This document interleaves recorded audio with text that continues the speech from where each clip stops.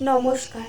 আমি আমার কবিতার ডালি থেকে একটি আমার স্বরচিত একটি কবিতা পাঠ করে শোনাব। কবিতা বধূ। তুমি আমার চূড়ামণি, যেন অমৃতের খনি, মোর প্রাণের প্রাণ অন্তরের দেবতা হয়ে আছো। ওগো প্রিয়তম, ব্যথা যদি দাও মোরে, তবে জানিবে নিশ্চয় তোমায় করিব ক্ষম।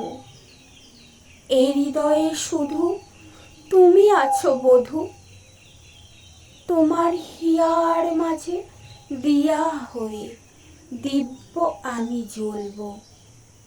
বধূ, তুমি আমার হয়েও এটুকুই শুধু বলবো।